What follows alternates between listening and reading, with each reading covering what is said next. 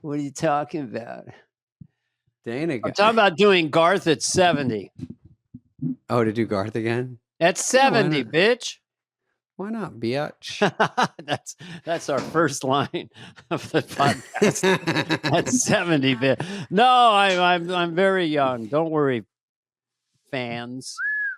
I want to thank our fans, first of all, for thank the shit out of Dr. Stephen Greer. Holy tomatoes. Jesus Stephen Greer. Christ. How many YouTubes at this point? 2.6 million? I'm going to say more. That's a lot where I came from. Where I come from? You come from Scottsdale, yeah. Jesus Christ, they had more clicks than an 8-year-old discovering Google, okay? Not too bad in a pinch. More clicks than Michael Flatley's heels during Lord of the Dance. More clicks than one of those Irish dance lines. So they have to be iced down after swell up twice. Pack my fucking ankles in ice. More clicks than Adam Sandler doing a sequel to Clicks. More clicks than when you search click during the movie Click in the script. Clicks ahoy, yeah. So that worked out. 20,000 comments about the Stephen Greer and the UFOs. Comments, I know you do. And so what was how did they think my hair looked in that episode? 19,000 were about the hair. Yeah. And some were about Stephen Greer. No, people are a little nervous, a little afraid, a little trepidatious. Word. I think all this stuff, there's something to it because, as we'll show when we get into stories, there's a map we have to show where the UFOs and drones is another word for weather balloons from the 50s when they say, saw a UFO. It turns out to be a weather balloon. We're like, I don't know. So there's some drones.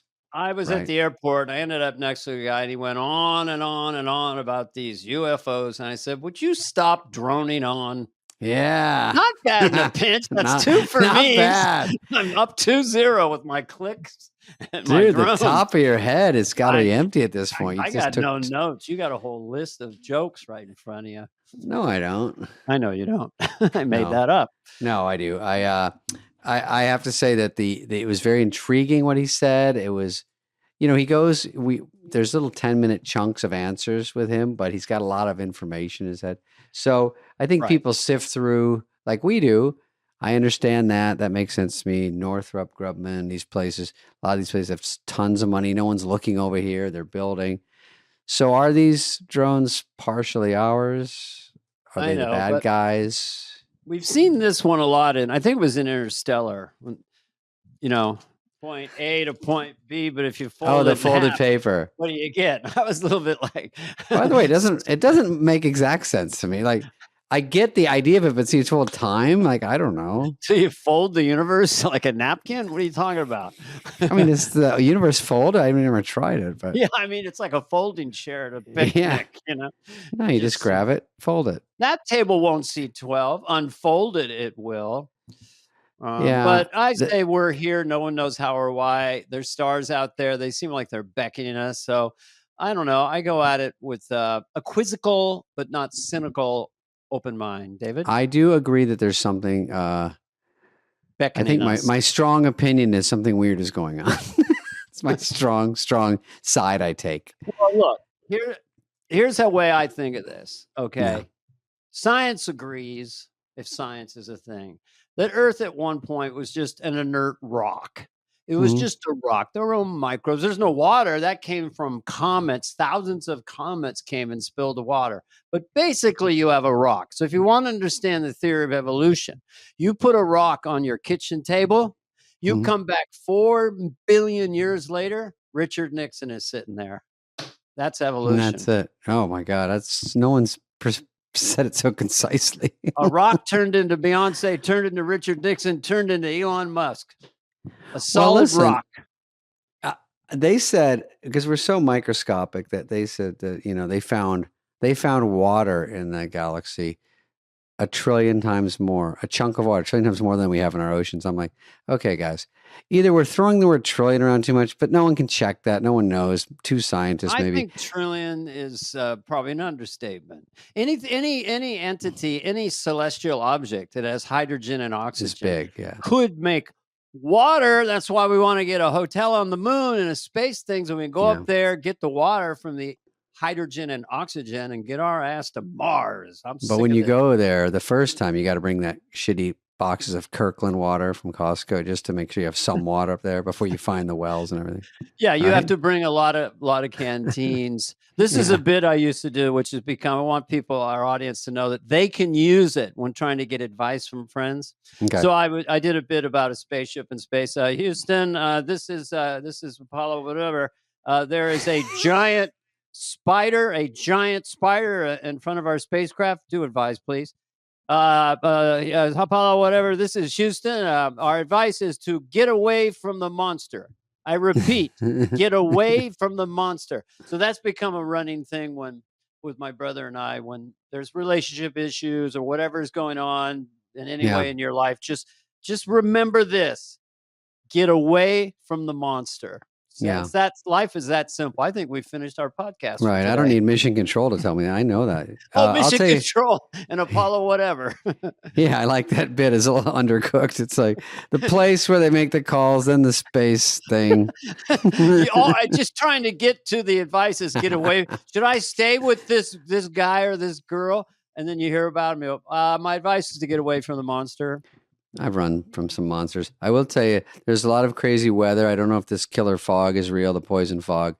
I do know that weather porn on TV is something they do like to scare you, and it works. It used to just be really cold back east. Now it's a polar vortex, Let's not throw around the word vortex so easily. We used to have lots of rain. Now we have atmospheric rivers, mofo. What the fuck? Yeah, I don't need any monsoonal moisture. I Unless don't it's need in a my pants. river 8,000 feet above my head. Oh, atmospheric river. There's Stormageddon. Stormageddon. Yeah. You can add Mageddon, and you can have burrito Mageddon, and it's like a little scarier than just eating a burrito. Yes. Well, oh, that's right. Armageddon. Who started that besides Bruce Willis? Who said the asteroid's the size of Texas? Billy Bob? Yep. Billy Bob Oh, Thornton. yeah. One of our own. Either step on my dick or suck my dick, but you got to do one or the other. I'm really enjoying Land Man with Billy Bob Thornton and John Hamm. They're both great. Oh, is he on it? And others. Allie Carter. Michelle John Hamm Randolph, is in yeah. it. Yeah. But Billy Bob in the zone, reacting to all these craziness, and he's so much fun to watch as an actor. Yeah, I've heard Landman is the one to watch. My buddy always gives me the updates. I'm not saying it's Shakespeare, but it's really entertaining. Okay, so here's another thing. I'm driving up my house today, my little crooked street, to my dumpy mansion, and there's a woman that since I've moved here 3 years ago, the HOAs are always so tough. I guess this isn't an HOA, so she's just gone rogue, but she puts cones across her whole front yard and her driveway, across the whole thing, one house. Okay. And some are green. You notice that, Heather? Green. They're not even matching. And then police tape. Sure, it's not Christmas ornaments. First, no. Say that's not. Okay, go ahead. You're like the cops interviewing me. No, I know what ornaments are, Dana. I don't. It's not. The cops are interviewing you about the cones? Yeah, and I'm like, no. They go, you sure it wasn't like candles? I'm like, no, they're orange cones. And then police tape, like it's a crime scene. And I want to say to her, hey, get all this shit off here. Like the whole street looks like a dump, because. Right. All it takes is one. And she said, oh, what happened was, because she's a little older and a little crazier. She goes, oh, some people were parking in my driveway. I go, in your driveway. She goes, they were blocking it. And I go, and when was this? She's like, 1987. I go, well, I think the tide has gone out and we're okay for a while. So why don't we just not make our whole neighborhood look like dog shit? And then you walked, and then you got out of your bathroom, stopped looking in the mirror and practicing what you were going to say. Yeah. Just did a meek wave, right? I practice even when I pull up, and I don't want to do it when I'm going up the hill because it kills my neck. So I want to do it when I'm going down, and then I'll I'll do the window like this. I just stare at her through the window, and then I got my fingers ready, and I go, and it goes down. Then I go, "Hey, fucko." She's like 90. She's like, "Me?" And I'm like, "Yeah, who else is here?"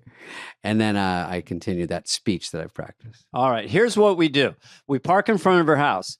Yeah. We get Heather comes out like it's A&W root beer in the 1960s, puts a tray on our window, and we order Right. hamburgers and milkshakes, and we eat them as we're staring at our porch. Either Yeah. that, if you can't move, because I know you've got multiple abodes, then you got to get away from the monster. That is my advice. Yeah, oh, that's true. Yeah. You know, I don't want to for sure move in with you, but it's on the table. Okay. Other than that, rooms. Okay. that's the most scariest thing I've heard in a long time. Can I move into one of your pantries? We put you in there with your protein bars and your Gatorade. So I had a good Christmas, and then it was New Year's. I went to the Comedy Store. That was fun. Did a couple sets. Saw Tim Dillon. We had one show where it was me, Tim Dillon, Nikki Glazer, and Bobby Lee, Annie Letterman. It was really fun. So that was fun because New Year's Eve I didn't have any plan. So we've been working on. Who can follow Glazer at this point? It's the year of Nikki. Well, it's hard to follow because she's also working on her Golden Globe set. So she's like, boom. She's working on her monologue. So she goes up and says, "Everyone, this will be fun. You can be a part of the audience picture of the Golden Globes." And then it's a little different because it's not your regular set. You have to pretend. You pretend that, where am I? Yeah, What's you're like this. on? Hey, welcome to the Golden Globes. Hey, look at Bradley Cooper, you asshole. And then everyone's like, where is he here? No, we're pretending we're okay. You know what? So, but I just going to insert this because YouTube for some reason feeds me Ricky Gervais at the Golden Globes. Yeah. And no one could really follow Ricky Gervais, but now Nikki is going to save the show, and I will negotiate her second hosting deal for her. I will tell. They're going to start calling her Nikki Gervais because she can stay likable and shit on people because she has this intrinsic likability. Yeah. So, well, they're expecting. I mean, I think it's the closest to her doing the roast. You know, a captive audience. They know it's coming. I think the Emmys for her wouldn't have been as good of an idea. I think they talked about her hosting that. The Emmys are a little more fluffy and boring. And this at least everyone's close. You got a lot more movie stars, and you can directly. Yeah, hit they're them. right there. Let's play a little game for a second, okay? Just you're the host. You see Bradley Cooper. You want to do a friendly jab.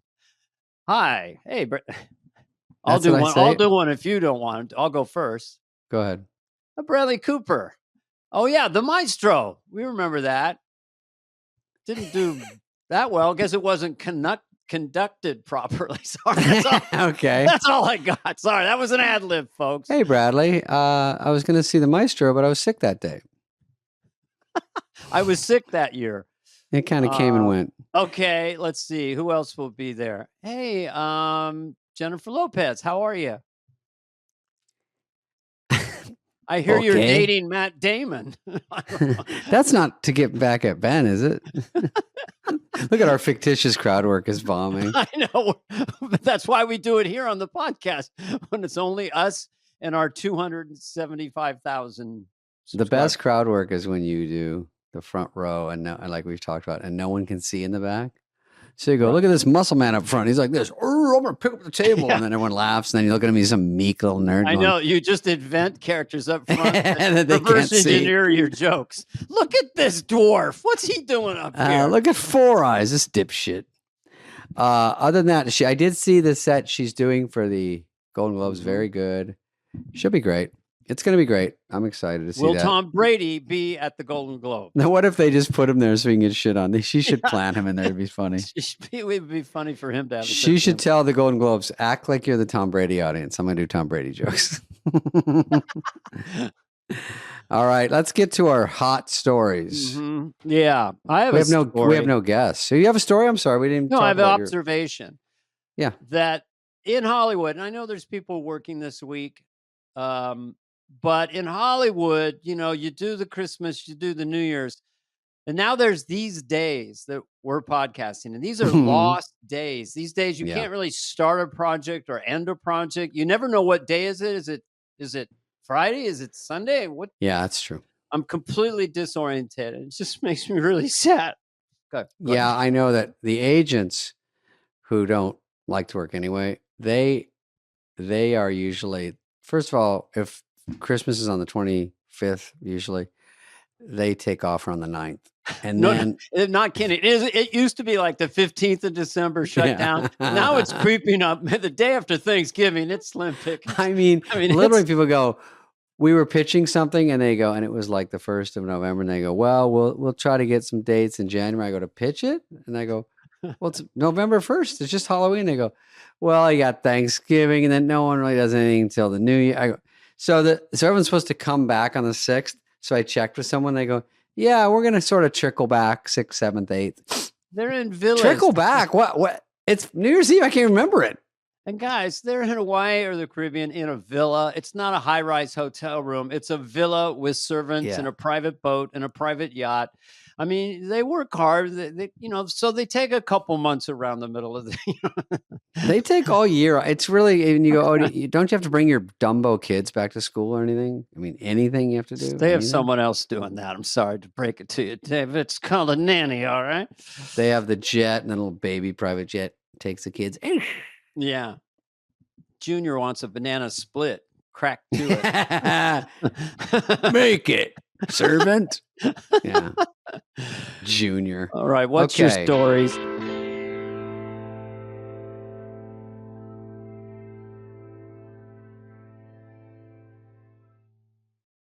Okay. So you got to follow, tag BetMGM across all your socials. You know this. Are you serious? BetMGM. Yeah, wow. Wow. Wow. That's Christopher Walken reacting to that news. Also, the tagline, the sports book born in Vegas. Wow. Vegas born sports book. They are the sports book born in Vegas. Sports book born in Vegas. Yes, Walken, you got it. I'm talking Walken. The second chance on a first touchdown score. Let me explain. All season. Can it finish one time? All season long. BetMGM's offering you a second chance on your first touchdown bet. When a customer places a wager on the first touchdown score bet, and he does not score first, can it finish one time, but scores second, we will return 100% of their stake back in cash. BetMGM and GameSense remind you to play responsibly. BetMGM and GameSense remind you to gamble responsibly. See BetMGM.com for terms. 21 plus only. This U.S. promotional offer not available in Ontario. Gambling problem, Dana? Call 1-800-GAMBLER. Available in the U.S. For New York, call 877-8-HOPE-NY or text HOPE-NY 467-369. For Arizona, call 1-800-NEXT-STEP. For Massachusetts, 1-800-327-5050. For Iowa, 1-800-BETS-OFF. For Puerto Rico, 1-800-981-0023. Subject to eligibility requirements in partnership with Kansas Crossing Casino and Hotel. Okay. This is California's. Oh, I think I'm annoyed that California, we live in California, folks. They keep asking for money for homeless. Fine. Now, I used to vote for that, and when I go vote, but now the last $24 billion that's gone unaccounted for, they can't figure out what they spent on. Fine. I mean, that's 18 zeros, babe. Can we keep some tabs on it? Wait a minute. Taxpayers pay money. Fine. Government has $24 billion. What are you going to do with it? We're going to get it to all these different homeless initiatives, fix everything, agencies, and we're going to take care of the homelessness. 4 years later, hey, there's twice as many homeless. Where'd the money go? We're not really sure right now, but we'll get back to you. The grossest part is then they go, by the way, we're raising money for homeless. They're taxing you again. I'm like, I'm all for paying taxes. I love it. But if I can't see anything from it, like just show me a road in front of my house, it's a little smoother. Take down the cones and the police tape. Then I'll go, something in my life is better. But you want more for home? And then people are coming in that are homeless. Now it's like, I think it's getting worse. Increased. So if it's not that it's not the same. It's 24 billion and it's going up. I'm going to call it weird. And it feels like a business that something's going on where obviously we don't know about, because People forget it used to be millions of dollars that everything. It was just in the last 5-7 years that you started giving away $1 billion, and now it's like chump change. It's 100 billion, 200 billion. Yeah. And guess what? This is the way the government works. If they fund a program, 24 billion, and if you said we solved homeless, but we only spent 15 billion, that's Yeah. considered a failure. You got to Right. spend the budget so you get the same amount the following year. Right, because COVID money was left over and they wouldn't spend it on home. They were like, anyway, I'm not going to fix this town. Biden's passing out COVID checks today because we had a left over $250 billion. A lot of people didn't claim a check essentially anyway. Hey, come on. I remember there was an earthquake. He's like, no, the hurricane. Remember to get your COVID shot. That's what the first thing we have to do on the way to fix the hurricane. Yeah, we get your COVID shot. It says right here. I do everything I was ever done. What did you say? He's getting worse. I saw him today talking about there's tragedy. Of course, the new year brings immediate tragedy. And he's like this. Hey, man, this is a bit of a fuck up, but, it's all going to fucking smooth out in the big picture. He's definitely can't. He doesn't even know what's going on. Remember, I did him really strong and people got all flipped out. Hey. There's no crisis at the border. And I go, hey, what are you making fun of that guy? Behind the scenes, he's running laps around us. Hey, Jack. Yeah, get your facts straight. Yeah, I love when he's tough. Oh, okay, what's the next one?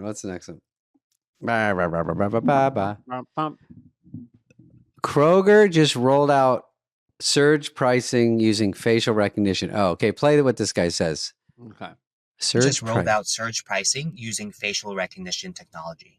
This means that Kroger has the ability to change the prices of their products depending on the image of the person buying them. Not to mention that most corporations already own a lot of our data. This means that depending on the image of the person buying the product, they can access our information and dictate that price. Can also use our image to determine how often we buy certain products and increase the price of that product. Could lead to discriminatory practices using AI as a scapegoat. It gets worse. People of different races, turn it different. They used to do it if you wore a Rolex or pulled up in a Bentley. But that guy, all I'll say about that guy, perfectly nice guy, but he could really, really play an AI robot in a movie without any makeup. He was very, is that guy AI? He looked very digital to me. What Kroger is doing is studying you and raising their prices. Now, where do they study you? Like you lean over for a head of lettuce and there's a camera in the lettuce or something? What do you go or they do it when you check out?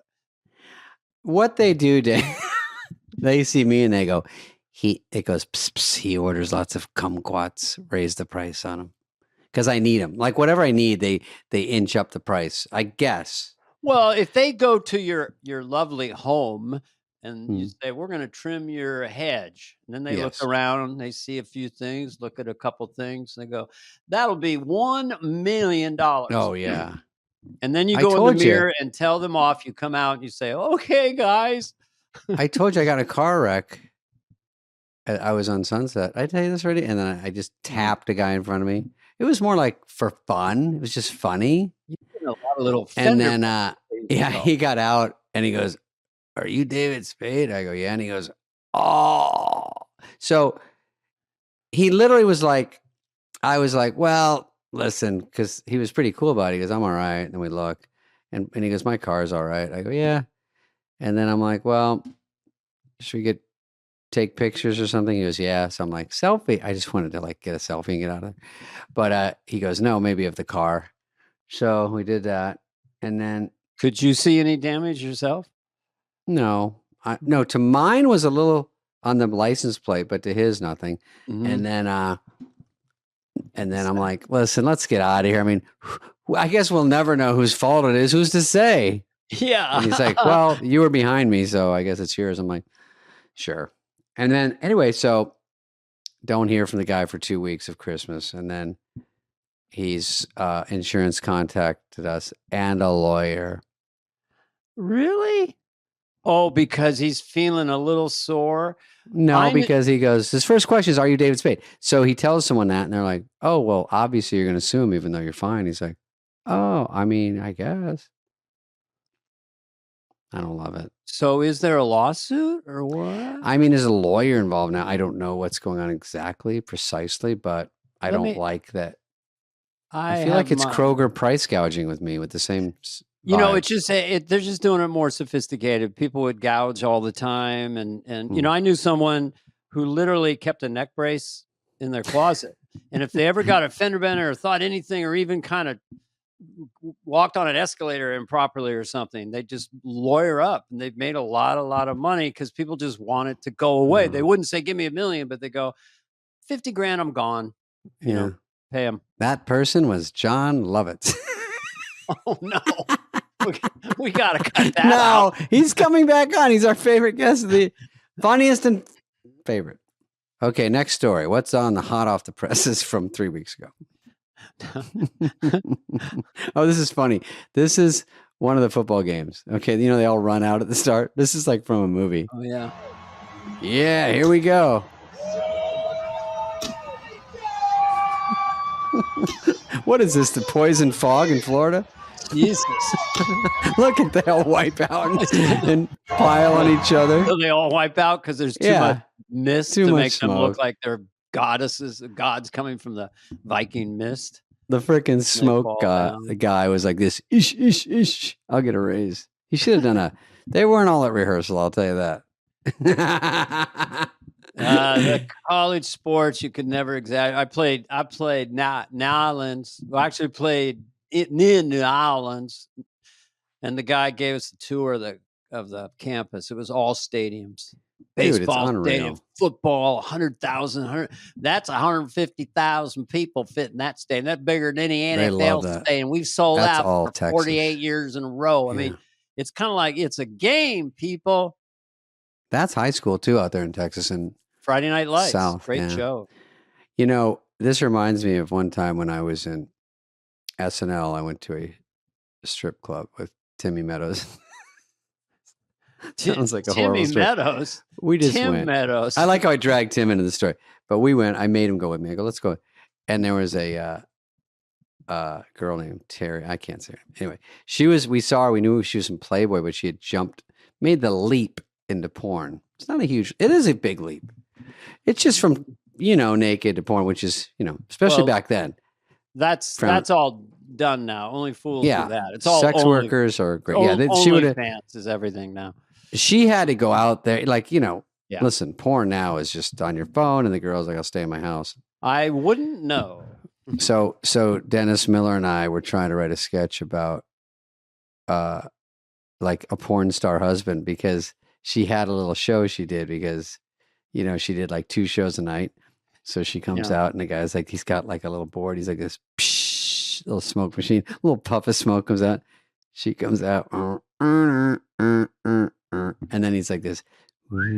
He's got like light board like this. It's this big. He's like lights down and up, and then dish. And then it's like the cheapest. He's got a long ponytail. He's like, babe. And then afterwards you get a Polaroid with her for $20.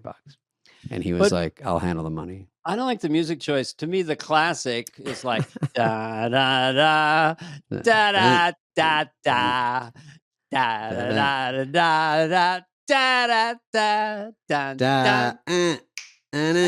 Yeah. I mean that's classic. So the idea is going, No, he's trying to add music. He's trying to like be the manager and the husband and the stage direction and the lighting. It was just all like so cool. Lo-fi. Mm-hmm. And that was. I give him credit for trying, but OnlyFans is the show yet. I read about him in business sites about global business. It's up to $7 billion a year generated on OnlyFans. So, and anyone can go on there. By the way, they want comedians on there. They want to branch it out, but I don't want it all. Whitney Cummings is on there. Yeah, there was a woman she made about $1 million a year, and she's never naked or having sex or anything. She might be in her panties or I don't know, but it's soft. And then she talks to lonely fellas too. Yeah. So it's she's pretty cool. I like her. Yeah. Will I do it? I'll say maybe you'll see. I'll do a friend. Huh? Whitney's on a different. There's OnlyFans and OnlyFans TV. She's on. Yeah, Whitney's OnlyFans is like for comedy. Give Whitney time. She would laugh at that. Whitney did a good job at CNN roast. Did you see that? I heard she had about some funny it. jokes. Yeah.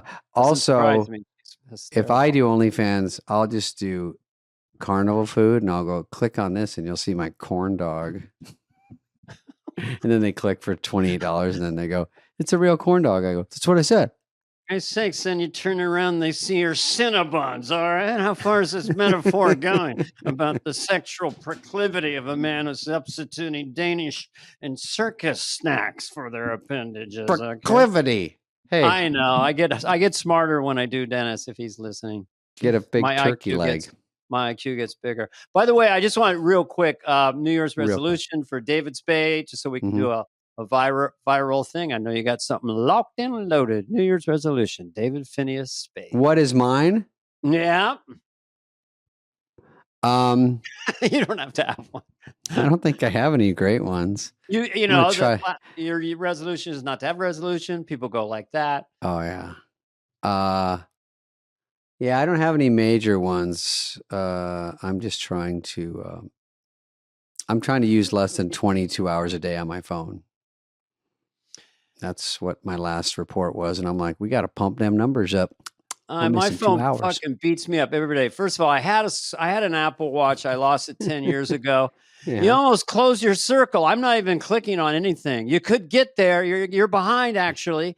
And then it says, congratulations, you beat last week's record. You're on your phone for 79 hours. Like that's reminding me. When it shows you how much phone usage, I walk away. I put the phone down. I turn it over. I go, I don't want to know. Have you done this where it says, hey, iPhone? Because they go, here's a story that's so interesting you'd like. And I go, all right. And I click on it. It goes, join the Wall Street Journal right now. And you can read it. I go, no. Don't bait and switch me that horse shit. I don't play that shit. They do a lot of clickbait on some of these sites like CNN. Like I'll click on a fucking thing. And then it's like, are you a subscriber? Join. Would you like to join for $1 a month? Good headline though, huh? What's it about? You want to know? Just put your email in. We'll give you a free one for a little bit. Okay. Answer just live. Don't even think. Are these a positive for society or negative? Yes or no?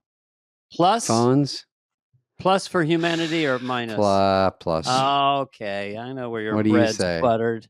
What do you say? No, I don't know. I'm an analog man in a digital world, you know. Listen, I was doing fine with an abacus forever. Abacus. What's the next line joke for abacus? That's funny. I had one in the 60s. Is that too old? I'm not sure what the substitute is between calculator. A calculator. There you go. I guess so. Yeah. Well, I was okay. I was writing we were writing notes in class, and that's gone. And do those little fold-up napkins instead of texts. What were those things? You'd write things on them, and you do a little fold, and then a little puzzle or something. That's from before phones. What about an SNL one? Like Sarah Sherman's like, then I texted Lauren and said, "Why did my sketch get cut?" I'm like, "You text Lauren?" That floors me. As a cast member during the show? Remember doing notes?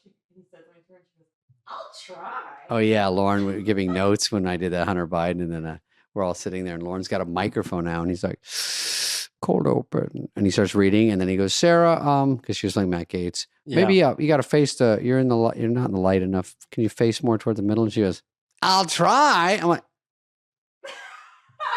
yeah, how about, yes, sir. I remember was that the show where he said, Dana, you look like you're reading the cards. And I said, I look like I'm reading the cards because I am reading the cards.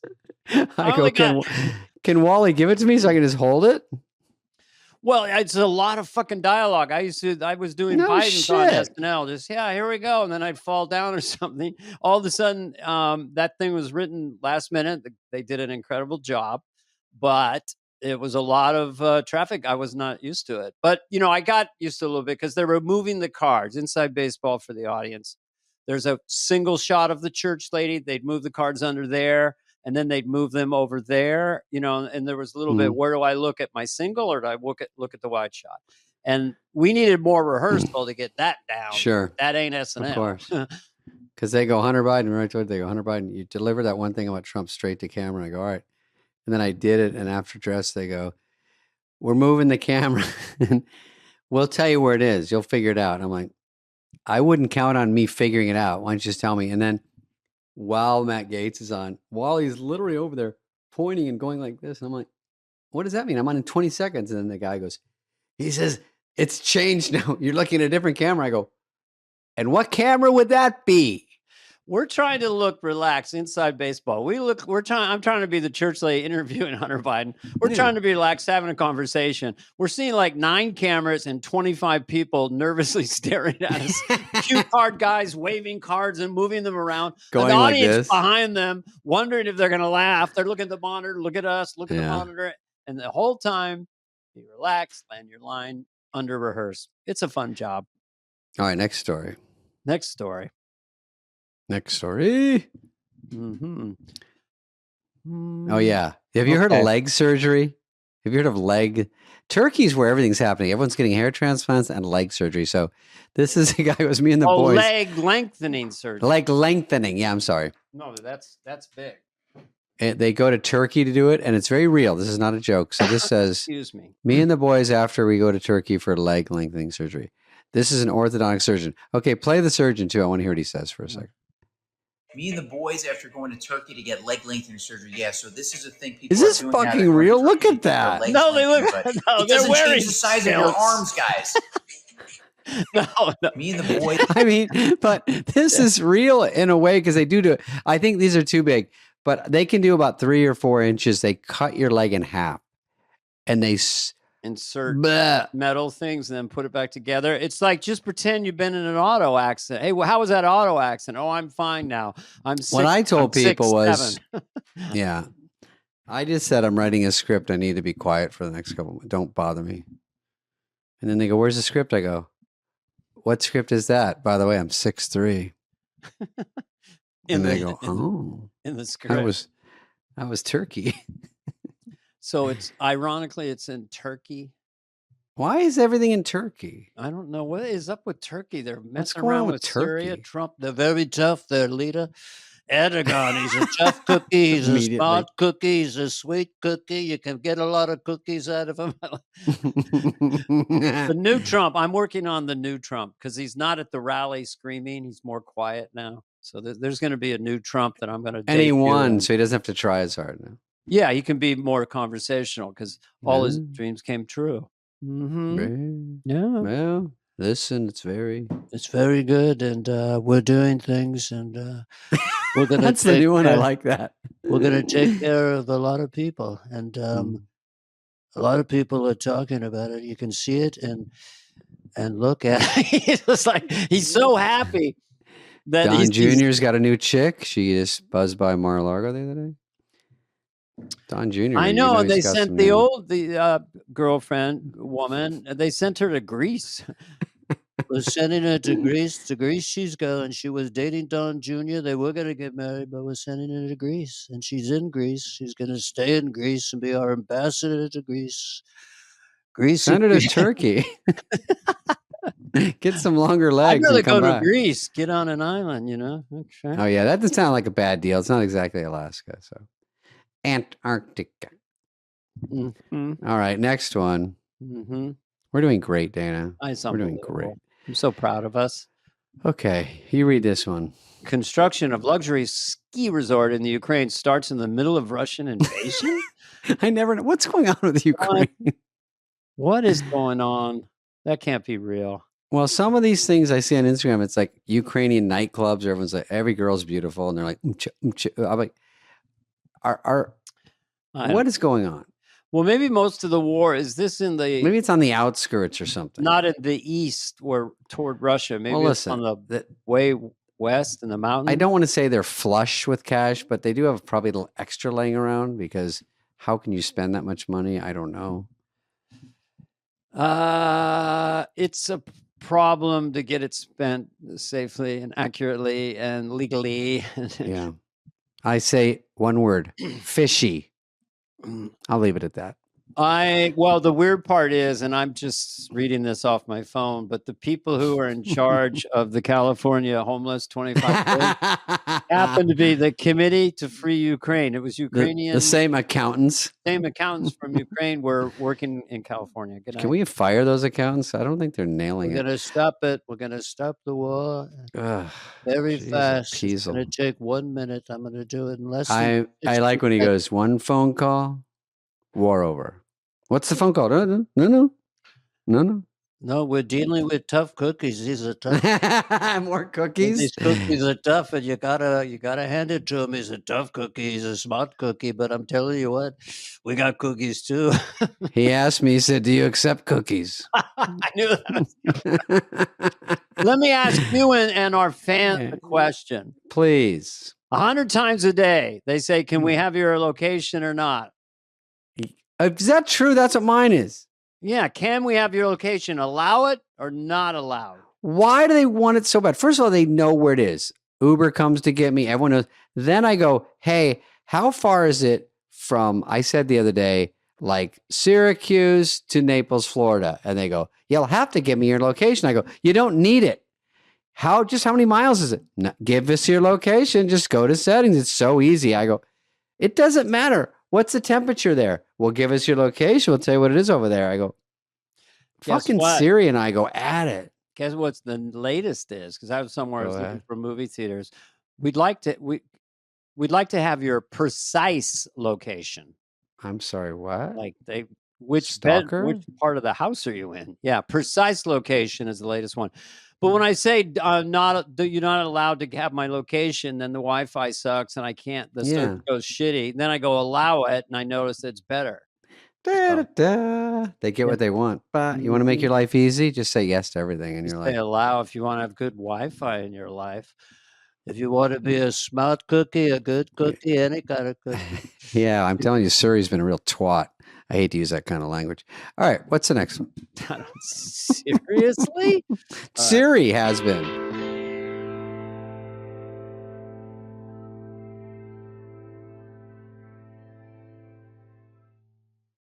Tourist in underwear versus 7 officers. I think a fight's going to break out. I don't know what this is. Everything's happening in Belisarius or Belarus. Yeah. I think these cops, when they don't have guns, who's scared of them? This guy in his underpants isn't. You can't even trip him? The kids are involved?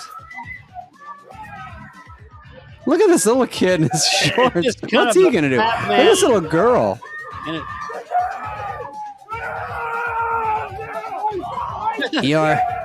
Your wrestling is useless. Tase him. I mean, look at Spade. I can't take him down. He's so angry that he's got a superpower anger strength. Why is he mad? And what is he on? And give me it. Underwear. He's terrorizing the cop. The underpants burglar is back.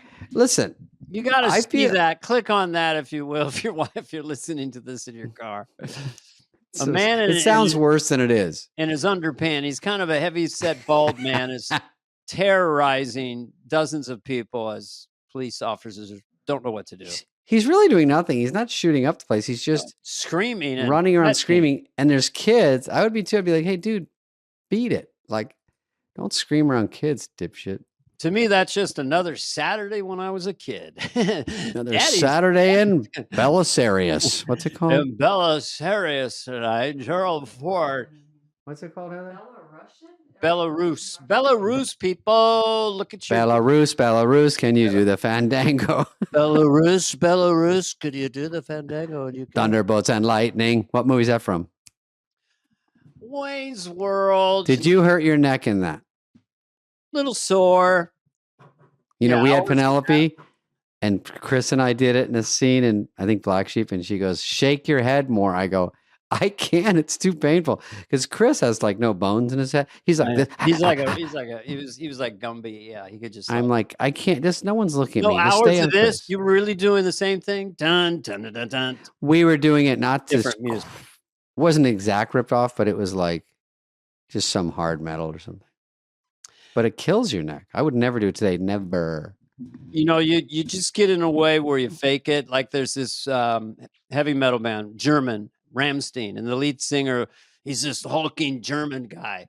Dos, eins, dos, bros, these, and Eins, zwei, drei, vier. and it feels like he's getting a little older now, but he wants to do that big old with the head. Flip their hair around. He kind of gets in a low squat, and he's sort of more moving his shoulders than the head. Feel There's bad, ways yeah. to fake it to make you. We'll talk about it for your next. When's your special? Yeah. come out? By the way, April. I think April. By the way, Bus Boys. I haven't even looked Bus at that Boys, the fucking new show. movie that's going into production. Can I announce that? Yeah, we're going the 10th of January. It's coming up. Theo Vaughn and David 1 Spade week. are yeah. the Bus The Boys. Bus Boys. By the way, I bring it up because I forgot that I'd probably have to carry bus tubs. And I go, how many styrofoam ones do we have on the set with fake pretend paper glasses? And they're like, dude, are you joking? I'm like, Theo's a strong one. I go, No, they you go, better have. didn't you write this? I'm like, I know, but I didn't really think. Well, are you clearing a table with a tray and carrying it like that? I mean, or you know how it is. Like when I'm No, a bus boy, was a they have all these posters in the back, like lift with your legs, look straight up. I'm like, yeah, when you're out in the field, like I am, boots in the ground, Dana, you're like, there's a kettle of pitcher of water, rip your back. There's a pot of coffee, rip your back, lever arm, ripping neck, scalenes, SCMs. I had to take giant things of hot because I cleaned pots, gigantic pots that weigh a freaking ton. And then I would spill the water out. But one time it went on my left wrist and it hurt for 20 years. 20 years it hurt. Finally got rid of it by doing exercises on it. But yeah, I hurt myself do them too. a lot. Whoops. Okay. No one wants to see anyone do that signal if they're over 12. Remember, I used to be embarrassed to go, Mom, it's so dry in Arizona. When you're at the store, can you pick up some Jergens? No. Do you remember Jergens? Yeah. Lotion? We called it Jergens. Jergens, and that was. I think the commercial should have said that. Also, there was rose milk. Gross. I was at the lake with some buddies doing like a guys weekend, and my Wax session. brother loves beef jerky, so he did this joke of probably 500-600 times. He'd have the beef jerky, he'd hold it up to you and say, "Jerk." That was every time. That would kill? Jerk. And it would kill in the room. Well, we all had a couple pops, Yeah. I'm happy Give me some fucking wobbly pops. just all beer, Yeah. lager beer. No harm done. Mm-hmm. All right, we can keep going. Let's go another one. This is so entertaining. Okay, I'll read it. There's a woman. We always read them because people listen to Are it. driving. Okay, there's a woman sitting on a commode, dressed. Yeah. 3 unusual benefits to getting rid of toilet paper and using a family cloth instead. I have not heard about this. I did not know this. Go ahead. What is she doing? About this. Let's go. Okay, there's no more toilet paper. She's got like a rag. A rag instead, and she's going to wipe the bottom. Is that it? You save $465 a month. Well, do you rinse it out after each usage, or do you hand it to the next guy? So it's just a face rag, and then you wipe your behind, and then I don't know. I don't love it. A better video. They you wash them and reuse them, but I've seen one where a little kid goes, "You wash that one, but it's still dirty." She goes, "It's okay." It's okay. Completely stained up. Covered in skitters. Well, I don't know if I want to use it second, third, fourth, fifth. Well, I have a personal experience with this. Goes back a few years. I'm 4 years old. I get up before everybody. Poopity time. There's no toilet paper, so I do use a little hand towel. And being 4 years old, I put it back on the rack with full Monty. So then later on, my dad comes out. "Oh, Jesus Christ, what's this?" So I had to get in the living room. He made me go get his belt. I had to grab my ankles, and all my siblings gathered around. Then he asked, how many? And I got a nice little whooping. It's a show like Gladiator. Yeah. How many should he get?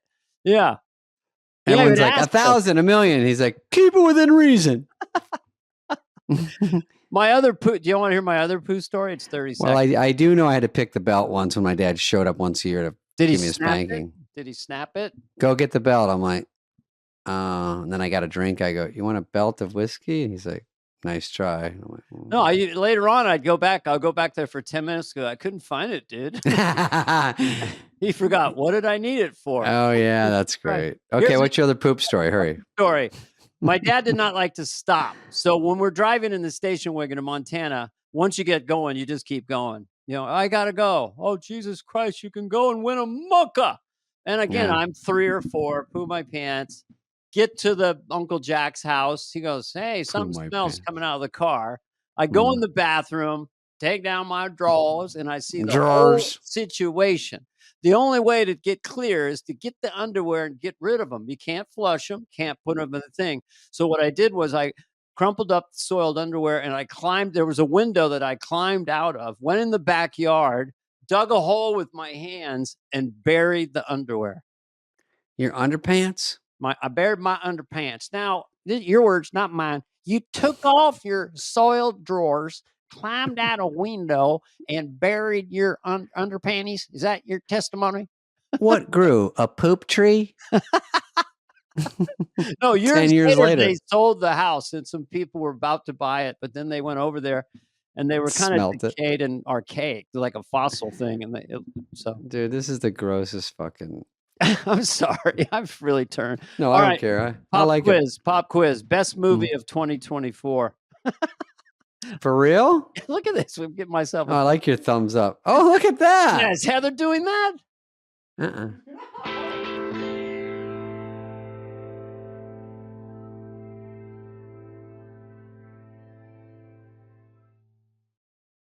Oh, okay. This is a woman explaining to a cop, a real woman.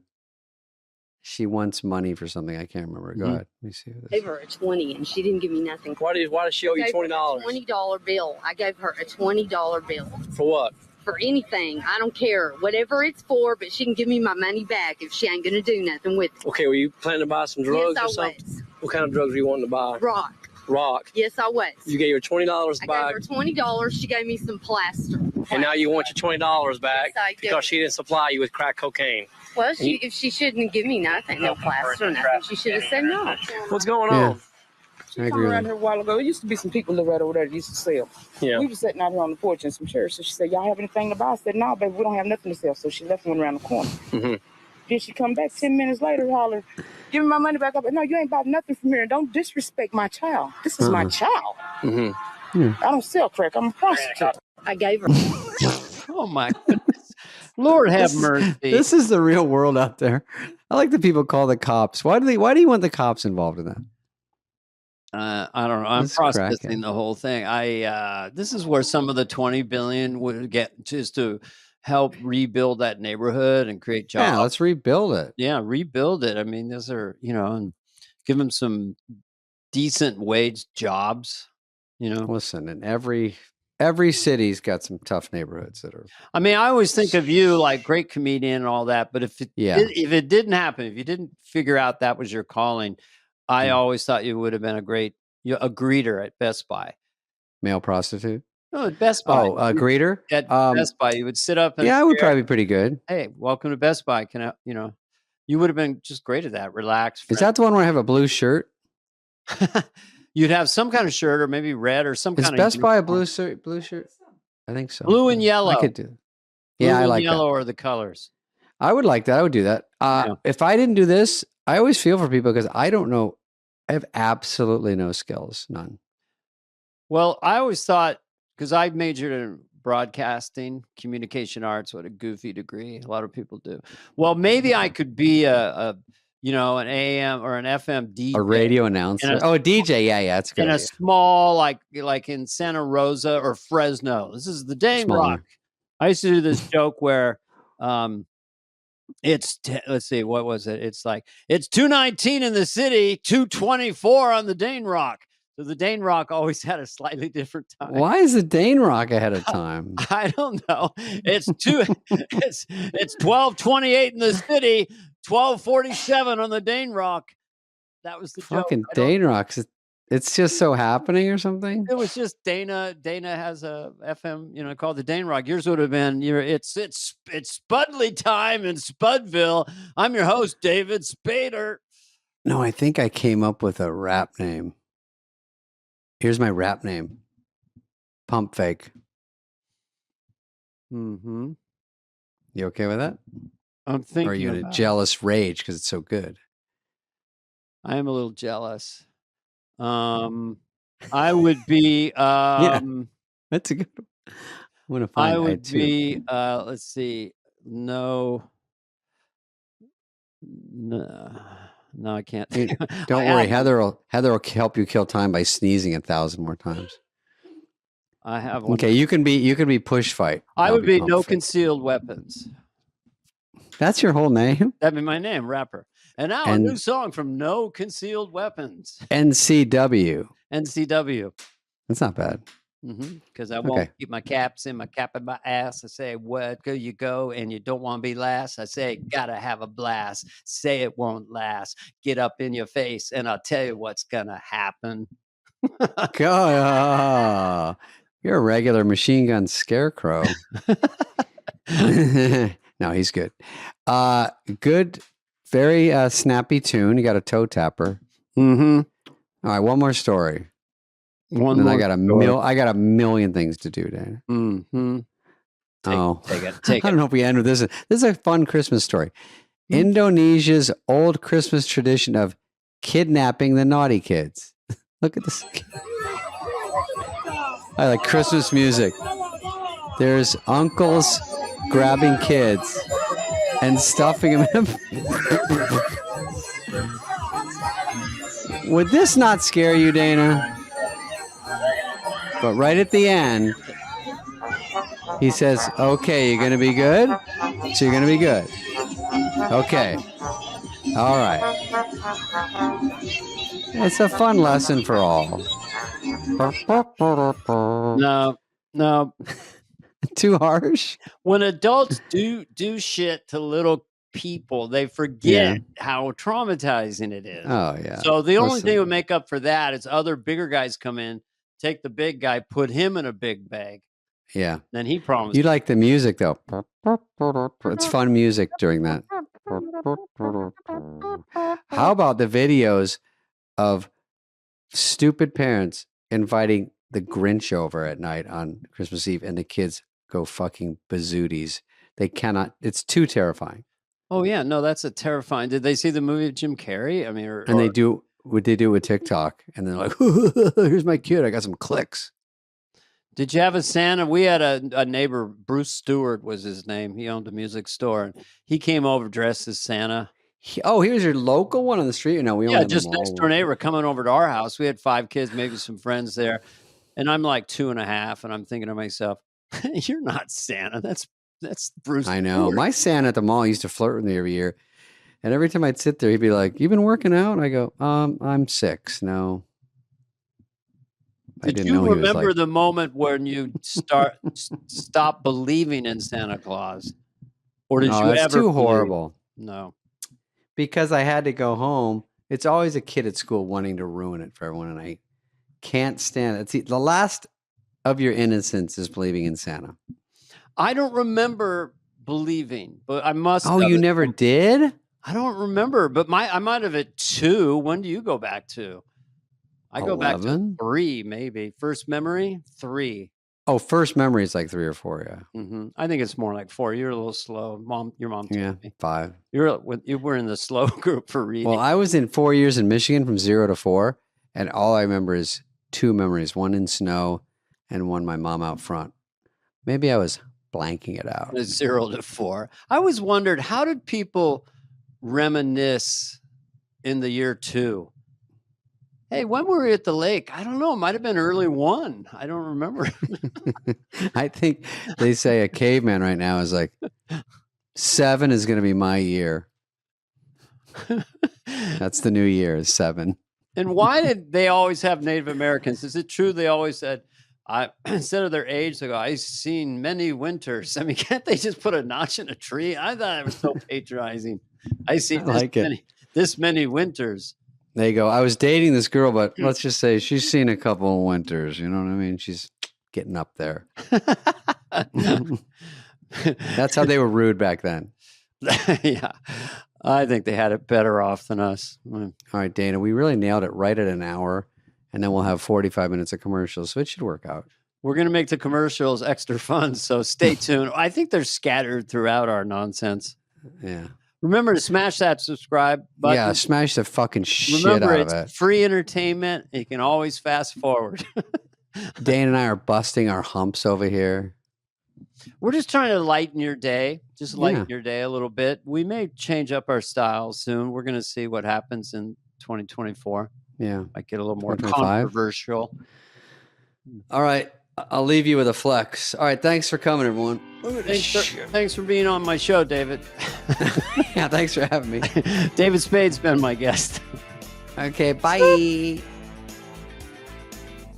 This has been a presentation of Odyssey. Superfly is executive produced by Dana Carvey and David Spade, Jenna Weiss-Berman of Odyssey, Heather Santoro, and Greg Holtzman. Hope you liked it. Ooh.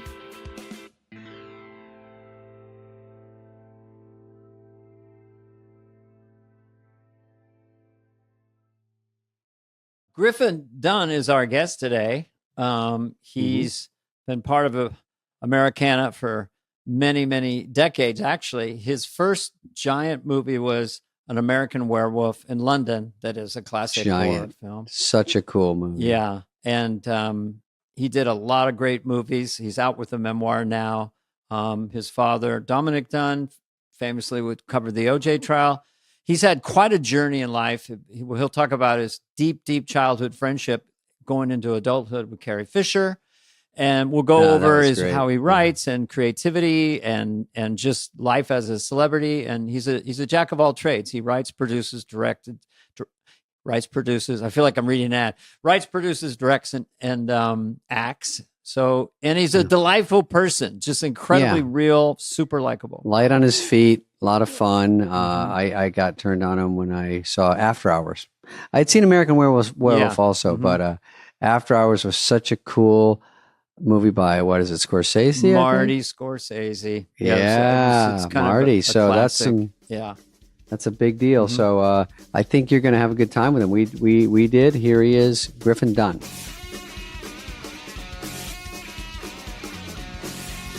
Hello. Come in, Earth to Griffin. Come in, I'm here. Oh my God. We do this for a living. See all this great light I'm in? Look at this shit. You really thought this through. Thank you for noticing that.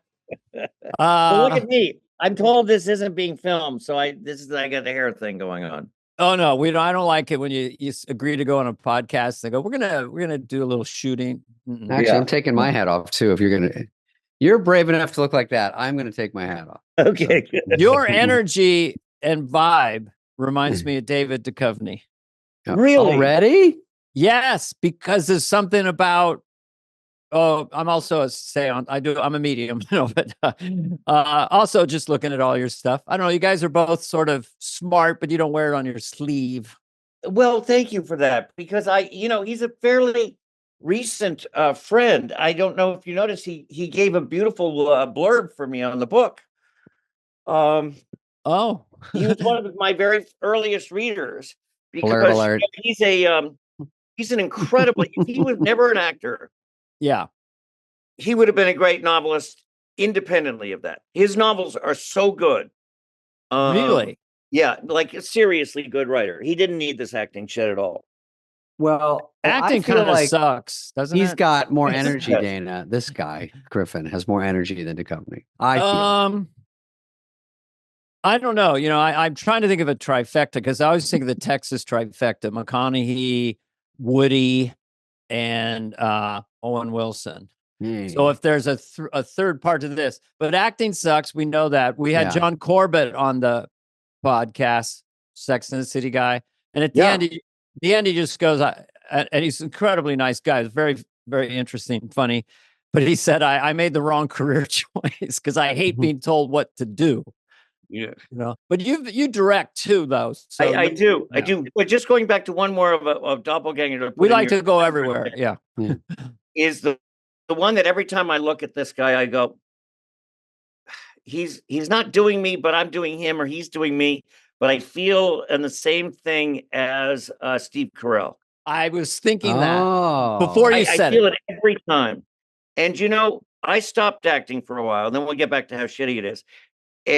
But I stopped acting for a while, and then I kind of went and took a Chekhov workshop by this pretentious Russian guy out of the Russian Acting Institute. Perfect. Who didn't speak a word of English, and he had a translator. And I did Uncle Vanya, and I went, "Oh my God, I got to get back into acting." At this age that I'm at now, I'm tragic and funny, tragic and funny. I'm just born for Chekhov. And now Steve Carell's doing Uncle Vanya. Oh, wow. There is, but also with The Office and the whole thing. Anyway, I've always had some sort of psychic no, connection. he would have done After Hours potentially. And he would have been great in it. Not as good as you. No, and he's a good friend. Fucking After Hours. What a killer. I think I smell a Golden Globe nomination. That was for you for After Hours. Oh. Yes, I did. I did get nominated. Yeah. That's when the Golden Globes was 9 people from Europe. You know who it was?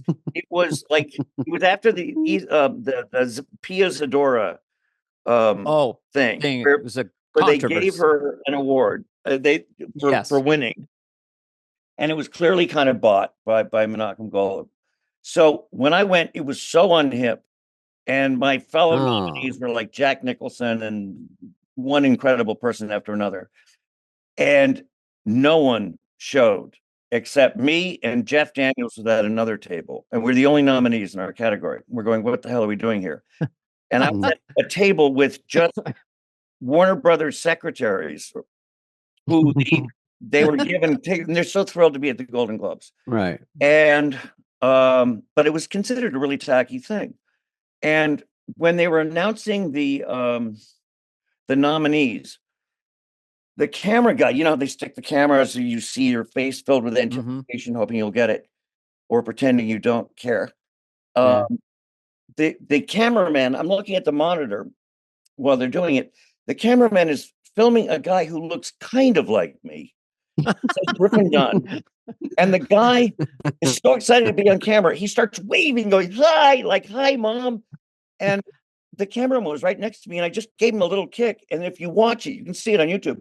The camera just goes to the right as the guy falls down. So a guy gets, your doppelganger gets knocked over. Yeah. And then did you have a speech prepared? Or did anyone watch it then? It was the 85, right? It was on, Channel 9.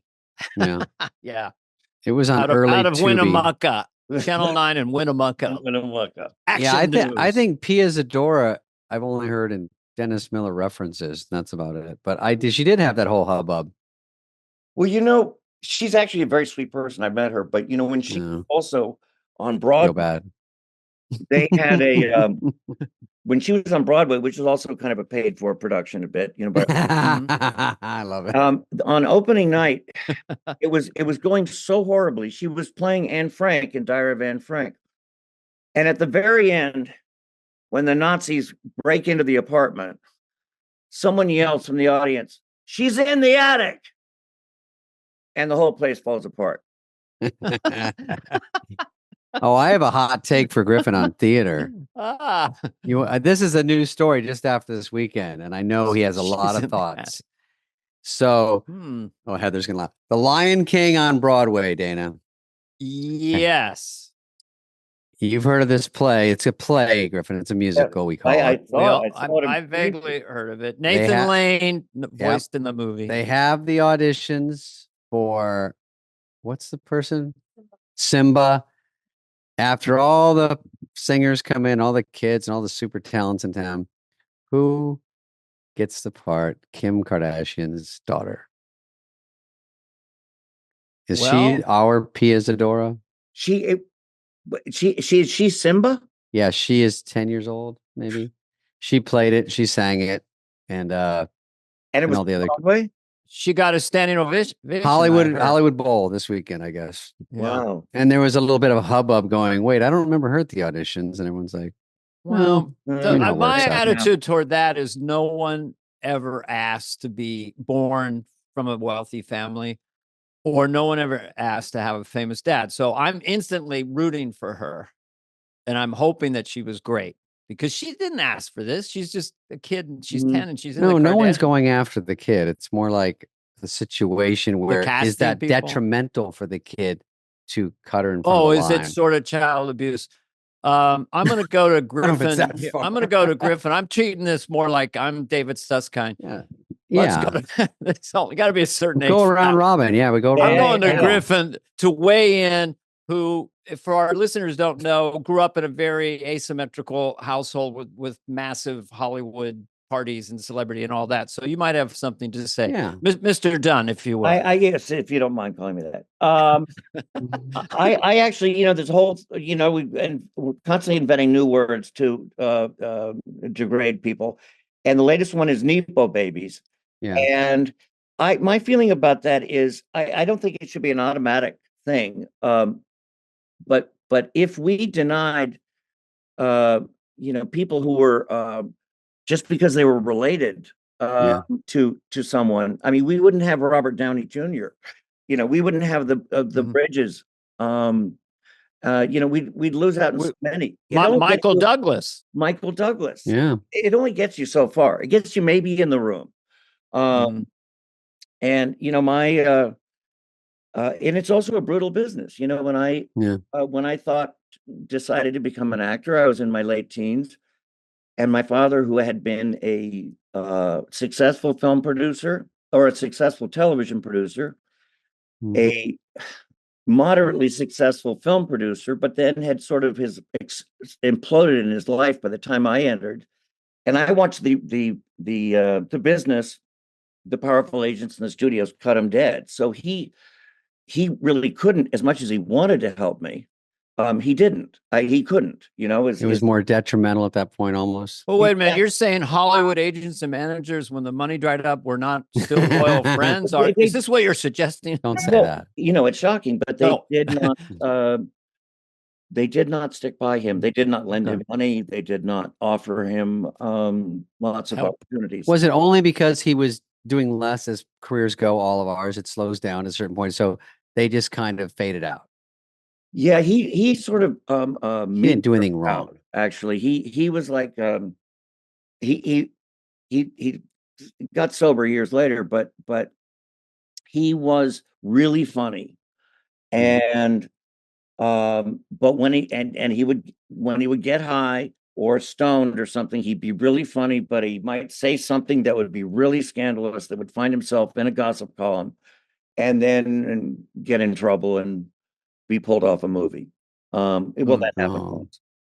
I'm sure none of us can relate to that. And yeah, but he, he just sort of imploded in his career, and then got it back and reinvented himself as a writer later on once he got sober. And but it was back to the inheritance thing, and nepotism and everything. It only gets you so far, and the rest is yours to screw up. Right. It's good and bad, I guess. I mean, there's ways to go now. I don't know. Show business is very different. I'm going to make a bold statement, but I would like someone give him a hip hop manager, hip hop producer, if they can dance a little bit. And, I mean, there's ways to manufacture it now. Yeah, right. When we grew up, it was different. But just so people know your story, so your dad became infamous and for many reasons. And your book, I'm just curious, you must cover all this, right? In your book? I'm just bringing it up. The Friday Afternoon Club coming out June 11th. You better. And you have quite a story. I mean, I saw last night, my wife and I watched one of your documentaries, thought it was brilliant. Joan Didion documentary. Yeah. Fascinating. And you directed that, right? I did indeed. She was my aunt. Yeah. So you're in an ecosystem of a lot of talented people. Yeah. And you fit in well. Well, tangled web. Thank you. Yes, my aunt and uncle, when I was growing up, were well-known writers. My uncle was John Gregory Dunn. And then when my father sort of reinvented himself, he became what he always wanted to be, was a writer. And then he became a crime journalist for Vanity Fair, covered the biggest trials, OJ, Oh yeah, the Menendez trials, Phil Spector, Menendez. and he was a real strong presence in the courtroom and a courtroom pundit on oh yeah, and Vanity Fair, all those articles. Can I ask you a question about that? Like, because a lot of people would say, I want to write, you know. So I'm just curious, what age was your dad when he, you know, he kind of went off the radar. He drove through Oregon and ended up in a cabin. Yep. I mean, it's really down and out. And then he started to send letters to you that were in New York, 10, 20, 30 pages long. And you could tell that he was practicing what was his writer. So how old was he when he wrote his first book in that cabin? He was 50, 51, Okay. 52, like, you know, yeah. He was not published until he was about 51, I think. And that was in Vanity Fair. And that was writing about that's starting pretty high. Yeah. Well, he came back to New York. Really just started over. You know, he was a guy who went through a lot of money and started in New York, you know, in the 80s, coming back to New York in really humble sort of circumstances, and a smaller apartment than my first apartment in New York. But when he really found his voice was, you know, tragically when you know, his daughter, my sister, was murdered, and he wrote about it. Tina, before he left for the trial, before we all left for the trial, he met Tina Brown, who was just starting at Vanity Fair to take over, and she said he was explaining how scared he was and intimidated he was by the judicial system. He'd never been in a courtroom, certainly in these circumstances, and she said, keep a diary, you know, a family's perspective of their first time, their abrupt awakening of the judicial system, you know, as interesting. Yeah. She said, keep a diary. And he did. And he wrote his very first published piece in his 50s was in Vanity Fair. And it was about what our family went through during the trial. And it was, it's a landmark piece in terms of victims' rights and in court procedure and in injustice is an example of courtroom injustice. So from then on, he found his voice, and he became the Vanity Fair crime correspondent, covering these trials, always with the victims in mind. He always thought of Nicole and the Brown family, or Ilana Clarkson, who was killed by Phil Spector. Always had that perspective. And David and I could relate to what I think you go into probably in the book, that the emotional impetus was he had a rough time with his dad, or just a sense of being bullied. And David and I both experienced that. Me specifically, David, maybe he's a little more, his nickname is Silver Spoon. No, but we both root for people fighting the bully. And you could tell that it was visceral with your dad. He did not hated bullies too hard. So that's why I loved him. I love reading him because he just hated the bullies. He really did. He really did. He, you know, when you are bullied and you're a child, you grow up with a lot of fear around you. You grow up, you know, constantly nervous. And, you know, when he found his voice, he became fearless and just fought back at all those people who had the money, who had the power, who were always keeping him down. And it was an incredible transformation to see.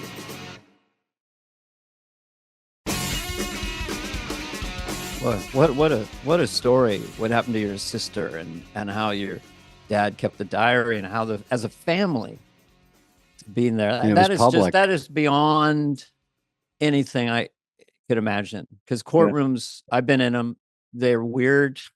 They're strange, cold. People say crazy shit on that stand. You know they're lying, and I didn't even know about paid liars in my trial. Everything comes out about your family, and you don't want it. You don't see that coming. Half the stuff, probably. Yeah, no, they try to destroy the person that the one that was killed or raped or whatever they try to destroy the reputation of the very person that They was attacked. blame the victim. Blame Like the with victim. me, I had a bypass. They bypassed the wrong artery. I'm fine, but it happens. But they tried to say it was my fault because I had crazy anatomy in there. That was their only defense. And that's something, yeah. Yeah, and so they blamed the victim. But anyway, you know what was particularly surreal for me though during the trial was in Santa Monica, and my whole family, we went every day to represent our Dominique, my sister. The days that I was not in trial, I was shooting a ridiculously funny comedy called Johnny Dangerously with Michael Keaton. Saw it. Yep. Mike Keaton. And who became a great friend of mine. And I would go, and I was playing Tommy Doyle fighting DA and trying to catch the criminal. And I was like a Mickey Rooney character, Oh, really? And like hyperactive or hyperactive. And then, and it was an incredible release to be able to, which my family did not have, to be able to put that aside and then just go and just be hilariously funny. Right. Well, the funniest people on earth, and who didn't, or at least they didn't pop my concentration by asking me where I spent my days off from the movie. And, great. And I was just, it's absurd, almost sinful to say, but I had so much fun making this movie, and it just was such a release. And then I go, from such a bummer, the extreme opposite. You just walk into a courtroom and just schizophrenic. I go from 20th Century Fox to Santa Monica courtroom, and do this back and forth. And because I watched the trailer again, and I did see the movie and loved it. I loved all that. What are you doing? Come on, get out of here! Yeah, I know.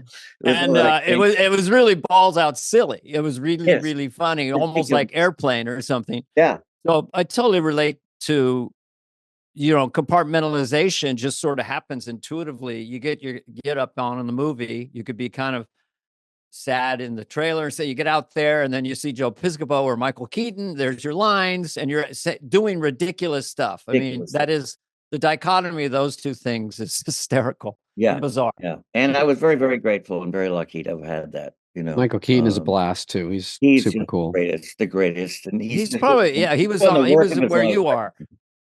He was where you are. He was in a box on Zoom. We were about a month ago. He's about, I could see how you and him could talk for hours without even telling stories and commenting. Yeah. No, we hit it off like right away. And, that was over 40 years ago. And, we've been really close friends ever since. He's funny as hell. Yeah. He's just funny and you're the same way. Just no pretense. I mean, loose guy. No sense of any awareness of that he's Michael Keaton at all. No. So I was going to ask you, just pivoting around here, because I wanted to say to Michael Keaton what I thought his superpower was that he's just really, really good thinking on camera. Mm-hmm. He's great at thinking. And we told him how The Founder was his sleeper movie. But for you, I was just going to ask you, because you got in American Werewolf in London, which I think it's a classic horror comedy film. Sure.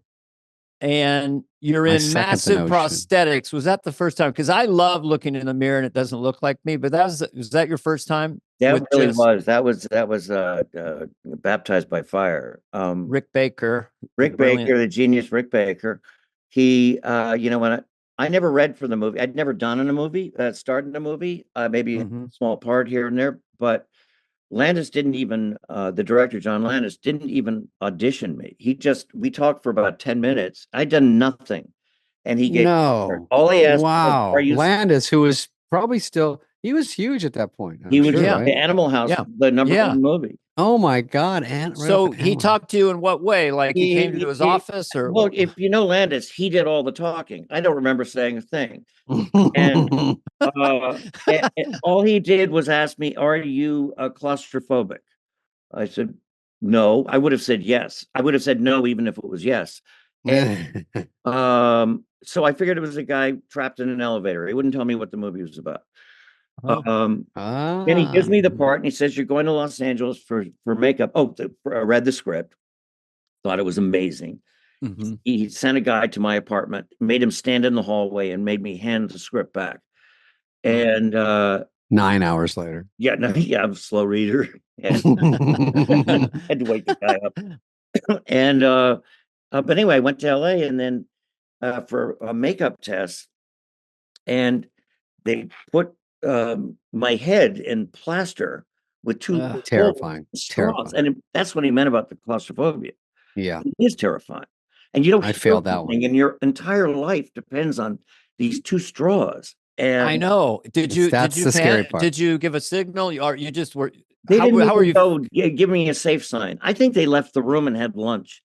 Because it's terrible. I've had it, and I've had panic attacks. Yeah, but I held it. But I was, and then what happened is that they get it on your head, for people who don't know, and it keep going. Then you can't hear. Yeah. It goes, you can't see. Then it's shut in your mouth, and there's just these two little straws. If someone closed those off, you're out, lights out. Dead. Yeah. Dead. Then what they do, they're all out. Yes. And they're working on you, and they're kind of frantically working on you. And what you hear inside the thing is, yeah. So I thought they were panicked. Yeah. So then they redid it, and I said, "Guys, just talk softly. Like, let's do this here." So anyway, go ahead. So you do that. Anyway, then he puts on. Then they start to apply it, and Rick, and each new layer. Yeah. It gets darker and darker. Don't want to look like a pussy in front of Rick. You do not. And I eventually did, because when I looked at that wiggly vein on my neck and he's painting it, and I looked at my face torn in half. Oh, Claude. So Claude, but it was the first transformation and the first application. And when I saw that, some people love Halloween, and they love to walk around with their head cut off and hatchets in their head and everything. I never quite had that about the relationship to Halloween. So most people would have loved this, but I was kind of freaked out by it. I was like, wow, this is what would look like if I died violently, really violently. Scary. And, yeah. My mother has always had health problems and has had MS, and I thought, this is going to really upset her.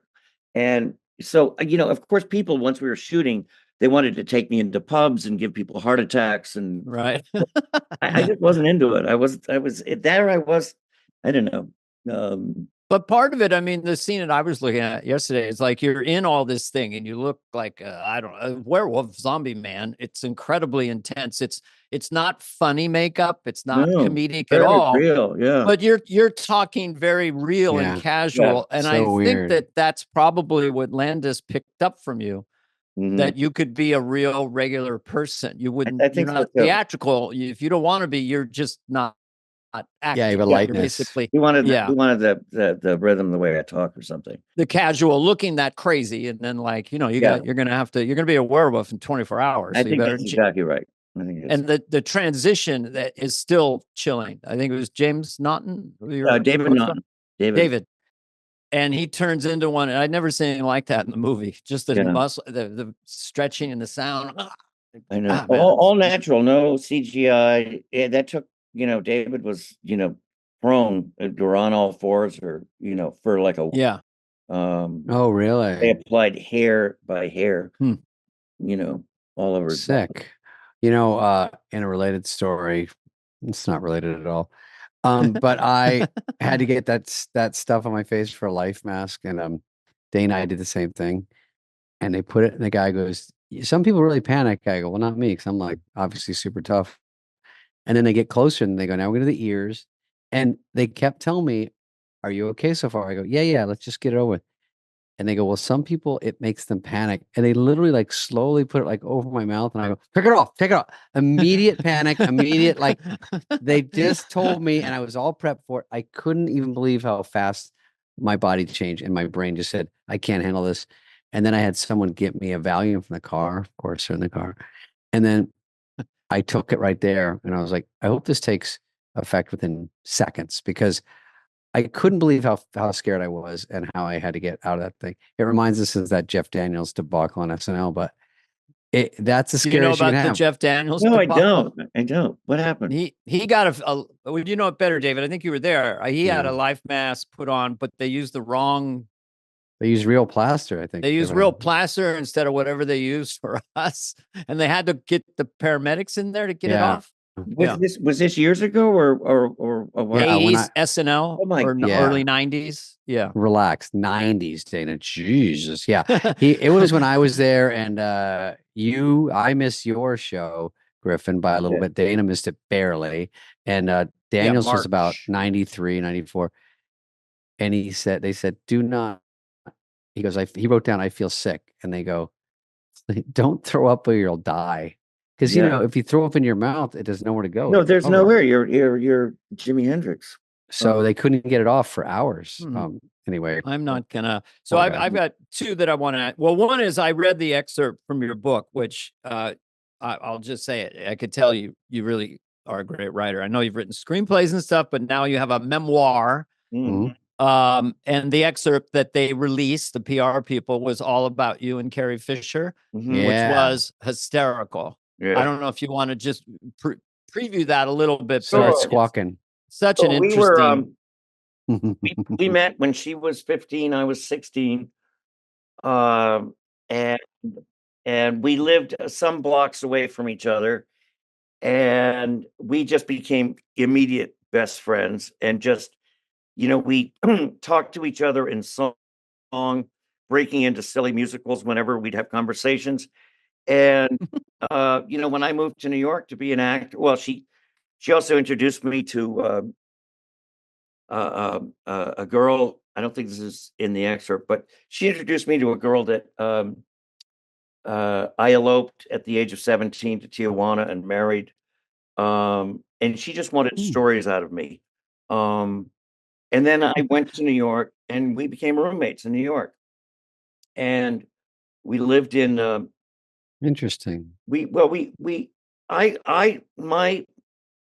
My narrative of being in New York was to be a starving, struggling New York actor who lived in the East Village. That was what I was doing. Then Carrie came to New York to be in the chorus of a musical that her mother, Debbie Reynolds, was in. And I would always go backstage, and I knew all the stagehands while the show was going on, and the lyrics to all the songs. And one night, Debbie said, "I need you to. Carrie wants to live in New York, but I won't. I won't let her live alone. We have found an apartment for the two of you. It's in a building called the Des Artistes, which is a very fancy building on the Upper West Side." Oh. Mm-hmm. And I go, "No, I'm a village guy. I was born to be in a village. Can't do that." And but they were maids' rooms in the Des Artistes, and they weren't the big loft windows that it was famous for. And we lived in that apartment, and we just had a ball. I was a waiter at Beefsteak Charlie's. I was a popcorn concessionaire at Radio City Music Hall, where I would feed the camels with popcorn during the nativity shows, and walk onto the set go to Studio 8H. There were tunnels that would lead there. I'd watch Saturday Night Live rehearse. Yeah. I'd wander onto the set of NBC Nightly News, and it was just like a great job. But then Carrie got a job, and actually acting, which is what I was hoping to do, acting in a movie. And she was going to have to go to London for months at a time. And I said, "What movie?" And she said, "Well, it's got a really stupid title, but and it's not a very good script. You would hate it. You would have turned it down." I went, "What's it called?" Because it's called Star Wars. I said, "Is that pass? 2 words? 1 word? What? Star War? W-A? No, it's Star and then Wars, and it's it." Well, I said, "Well, who's in it?" Because somebody who's, yes, he's your age, but again, you would have turned it down. and Harrison Ford, who you wouldn't know. And I did know Harrison because when he was a carpenter, he built my aunt and uncle's deck in Malibu, and I would share joints with him and try to help him build the deck. But I was too stoned to really be of any help. So Han Solo would get blasted and try to put a bookshelf together. But he could do it. I couldn't even. Yeah. I didn't know the difference between a measuring tape and a hammer. And anyway, she goes off and would call me while she's doing this movie in the middle. She'd be, as she was getting up to work, I was dead asleep, and I go, "How's it going?" And she would just go on. I wear bagels on my head. I'm eating my ears. I'm Leia. surrounded by a big monkey. There's some, little person in a trash can who follows us around. R2D2. Yeah. And we have ray guns that don't even have triggers. This movie is going to be such a flop. And so when she came back, there was a screening at the Ziegfeld. And there'd never been any, test screenings or anything for this movie. So, but somehow people seem to know about this movie. And, science fiction people came from other planets to come to see this thing. And from the moment it started with that crawl, we knew, movies will never be the same. Yeah. And what I deal with in the book too is that point that happens in many friendships of people in this business where one person just hits it so big time, and I'm still a waiter at Beefsteak Charlie's. Were you guys buddy, or were you dating, or what? Oh no, we were always platonic. Although, go ahead. Never mind. Continue. There was an accidental. Okay. I call it a accident. It's more like it. Yeah. It was, just a brief period. She just needed some help in a particular area. But you're and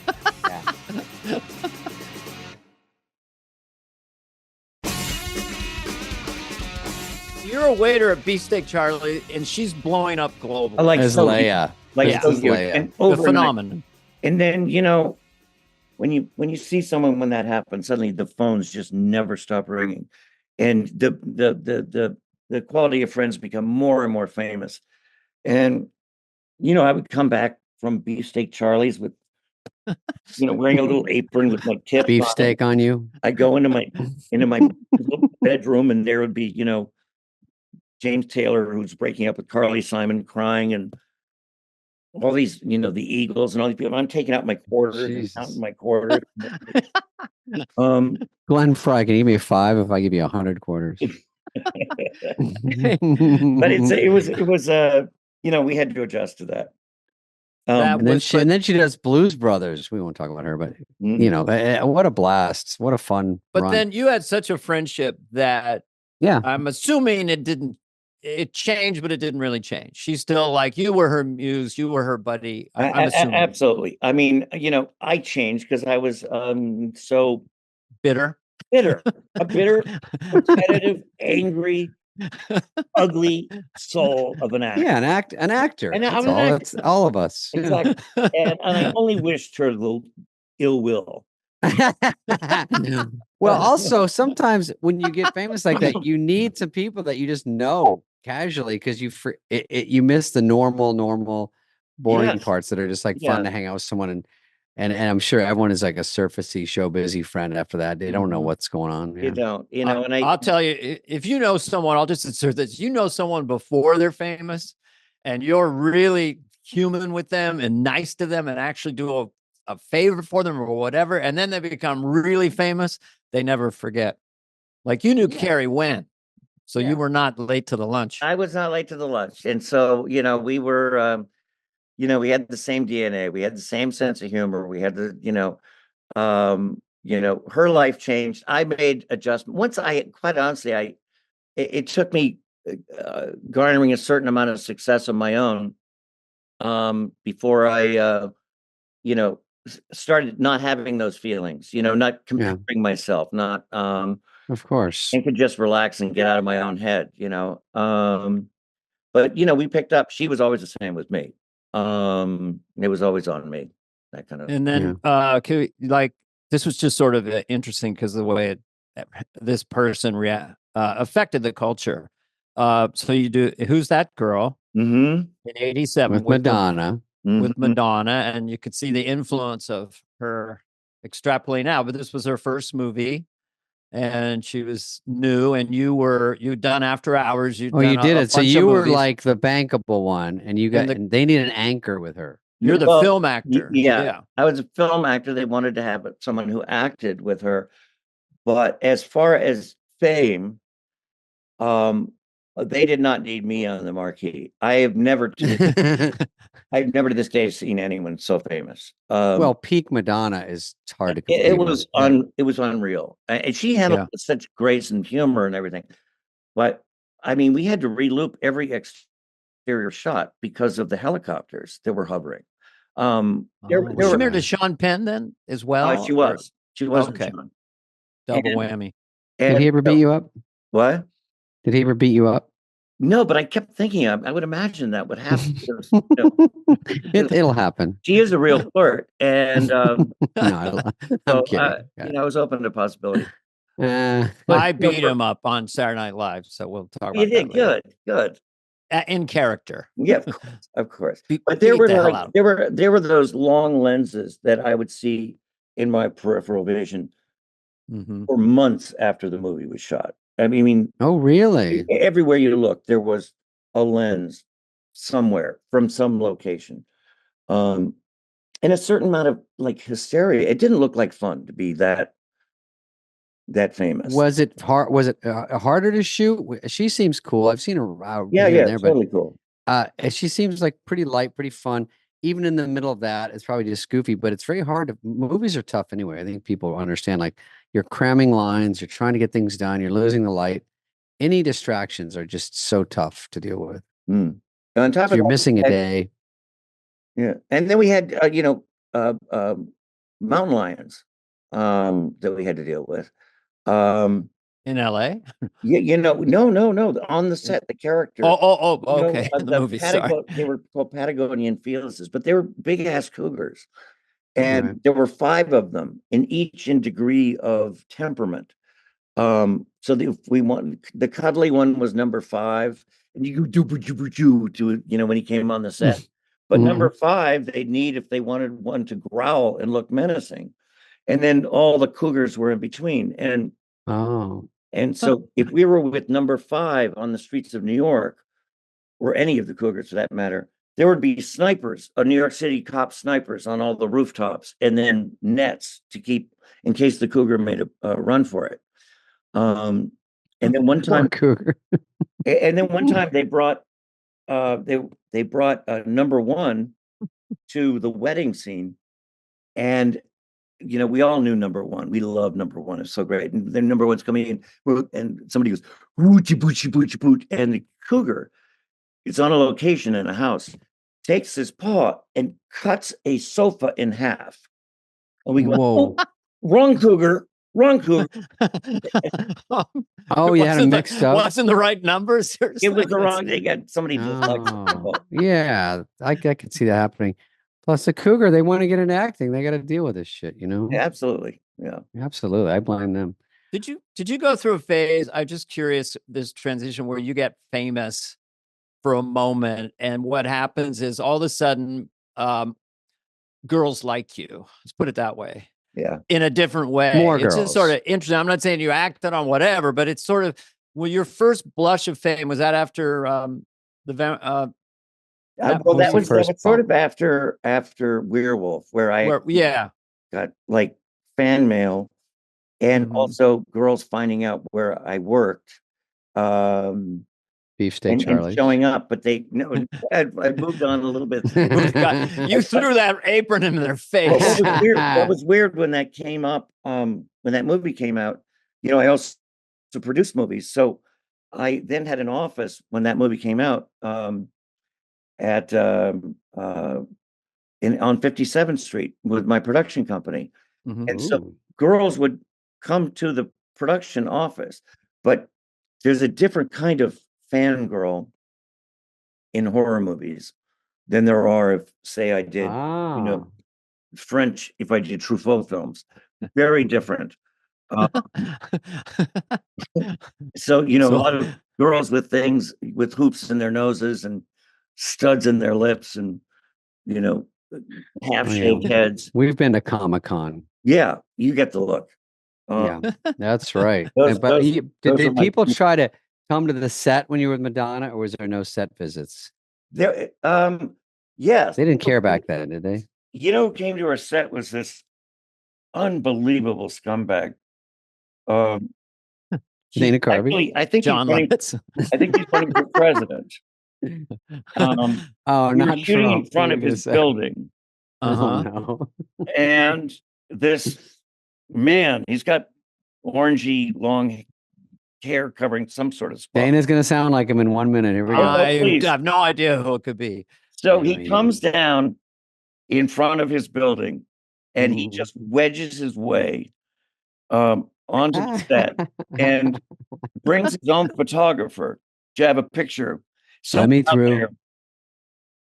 There's a picture of me, Trump, Madonna, and Dan Aykroyd. Who also came to the set the same day. Love it. We're coming in, bringing in either cougars you want. I've got no fear of cougars, and I can talk to a cougar. I've dated a couple cougars. Anyway, there we go. There's 3,482 American citizens do Trump at this point. I love it. I was waiting for that. You took too long. So you early on, I mean, I don't know how you were informed by seeing Hollywood from your perspective growing up and everything. You early on were producing. You ended up directing Meg Ryan and Matthew Broderick and Diane Lane. Diane Lane. So it seems to me that you saw the whole dance of hot, not hot, medium hot. They want you every day. Go and you've worked consistently for 40 years. Incredible. So are you kind of are you zen about show business at this point? I mean, how has your attitude changed toward it, good, bad, or indifferent? Well, I mean, I've been through all the colors you described. I've been. Me too. I'm just like I'm experienced like early success before I could truly appreciate it. I finally appreciate it, and my stock has dropped, and I'm not there. And then, I do something else, and I'd make a to of like. When I did have heat as an actor, I then decided to produce a movie I wasn't even in. Right. I'd be in a movie that was supposed to be like the Madonna movie. Supposed to be a huge hit. Turns out to be a flop. And then I produce again. Then I go, well, I'm going to become a director then. And that goes great. And I've been writing the ups and downs all the way through. But when I was writing the book, I actually had to like take my entire life, career, trajectory through all its phases. And I kind of came to the end like going, all these things that I used to kick myself for, I'm so glad they happened. I mean, each one was like an experience I actually did learn from. And I can look back, and even though I'm looking forward as well, but when I did look back, while writing the book, I was actually really pleased with how everything turned out. Of not having a real game plan, or maybe there was a plan afoot, but I knew I was the kind of person who wasn't comfortable just settling into one particular aspect of storytelling, of just being an actor or just being a producer. So that sort of served me well in the long run. It just didn't feel like that in the short run. Yeah. And in recent times you did This Is Us, Uncle Nicky, like intense drama and funny at the same time. And so you kind of have this, you're like, you could play drama or you can be funny. Yeah. Yeah. So, but it's interesting to write a memoir. Was it nerve-wracking in a way when you started? Like, what's the discovery process? Was it painful to write certain parts and other parts like, man, that was an awesome time? Or I guess you just have wisdom now or perspective. Is that we all hope we get? I've always known that I had a lot of funny stories that either happened to me or happened to family members that I grew up with that were, you know, really outrageous, and many very after hoursy, and, you know, in my personal life. And so I would always kind of keep a little log of like, I got to remember that. I got to remember, much like you guys do, and, you know, in bits. And so I thought when I came to write a memoir, which I always kind of thought in the back of my head I eventually would, I thought it would be sort of a series of really funny anecdotes, a David Sedaris type me talk one day. And then when I and not have it be chronological, have it be almost anecdotal. But then I thought, no, that's kind of a cop out. Just start at the beginning. And then I realized the beginning wasn't the beginning of my life. It was the beginning of my grandparents and great grandparents. So I started way back in how the Mexican Revolution affected my mother's side, and the Irish famine affected my father's side. And I just went chronologically. And with that came, you know, we were talking about my father was very bullied as a child, and, you know, his painful childhood memories. And then my mother's being growing up on a ranch on the border of Mexico, with her father absent because during World War II, and, you know, kind of bringing them up until I was born. And it just sort of turned into an actual memoir. I call it a family memoir because it's not just about me. It's, you know, the biographies of everyone in my family. So it wasn't painful. It was, sometimes it was so exciting. I'd be acting in something, and when the camera would be turning around, I'd go back to my dressing room and I'd just knock off a paragraph. I could not wait to get back to it. Yeah. Because it was like I was bringing my family back alive. You know, only my brother is the only person left out of my immediate family. And, you know, who I spoke to before I wrote a word. I really wanted his blessing, which he gave me. And so it was like having my family with me. It was more difficult to finish it than it was to write it. Because I really loved the company of these people. I really admired all their struggles. And I'd like to do it. Yeah, I just you think could, writing, Dave. I've only done a few things.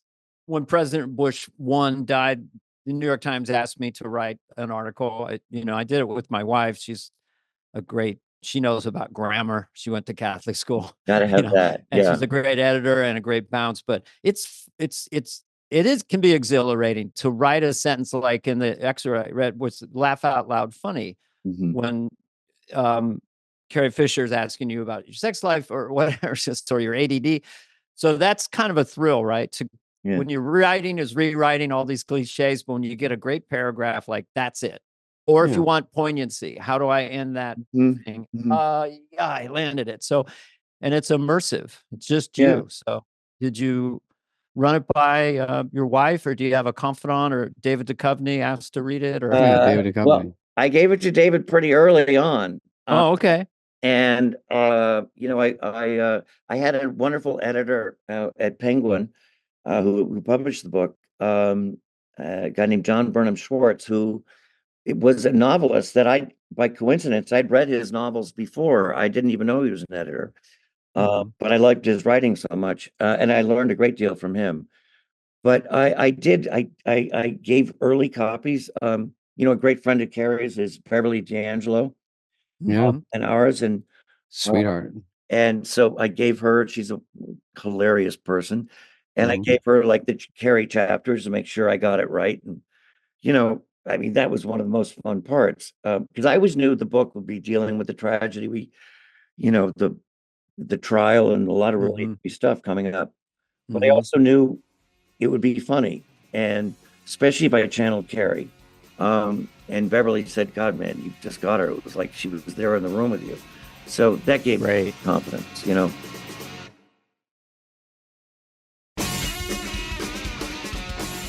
Speaking of funny stuff, just we don't have to all day, but we love to. This is I have gone a by question so fast. It's just your After Hours. It's a big movie. Martin Scorsese. You can talk to that if you want, because that seems he'd already done Raging Bull, which is, and then you're on SNL.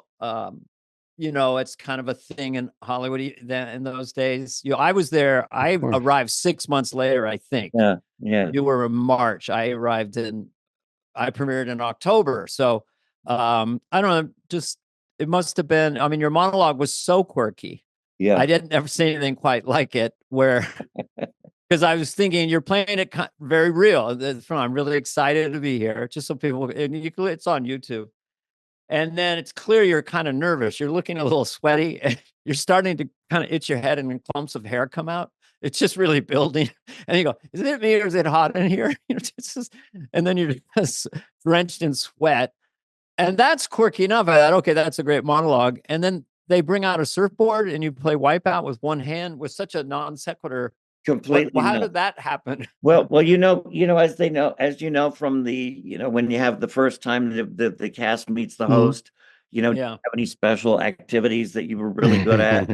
You do accents and all that. And I said, well, I know how to play Wipeout one-handed. I just threw that out. I didn't. Throw in the monologue. And that's a drum solo from the 1960s. Right. Exactly. No.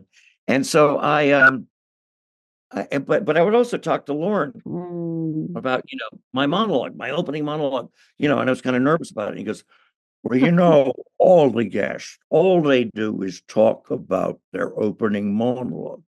Well, that's the most important part of the show. It's just an intro. We don't care. Take the pressure off. We don't care. And he goes, every guest. I'm so, just so tired of it all. He's had it. Yeah. From all these hosts. He had it back then. Yeah, exactly. He's got another 50 years He was burnt out 50 years ago. And so I don't know, somehow that evolved into just being the most nervous guest in the history of SNL. Yeah. And they put, things in my hair that sweat. Yeah. And there was a guy off camera in like a watering can, pushing. It's always good to get soaking wet right before you're doing a whole night of sketches. Well, that's what's so fun about it is like, yeah, you must know this. I've seen it happen a million times. All you guys where the dress is disastrous. Yeah. Yes. And you go, oh my God, how is this ever going to work? Gonna cobble this shit. You don't want to go back out. And many times. Just tap out. Like let's just disappear. And then for some reason it all comes together. Wait, I have a big question for you. Were you there? We talked to Lovitz yesterday. Lovitz told me you were in this sketch with Damon Wayans where he got fired. Yeah. So is that true? That's pretty. It's totally true. We were doing like a Scarface kind of a thing, and I was doing a Pacino Scarface thing, and we did the dress, and he's the cop interrogating me, and where's the drugs kept? Where's when's the shipment coming in or whatever it was. And suddenly, and once we're shooting, it's where are the drugs? When's the shipping coming in? And there's a whole lisp involved. I'm going, well, that's on the air show, right? Yeah. Live. Yeah. And I guess I didn't get the rewrite on that. And, there's such chaos between dress and air. You're like, they definitely forgot to tell me. They definitely completely forgot that. I didn't know, or I didn't notice. I don't know. Right.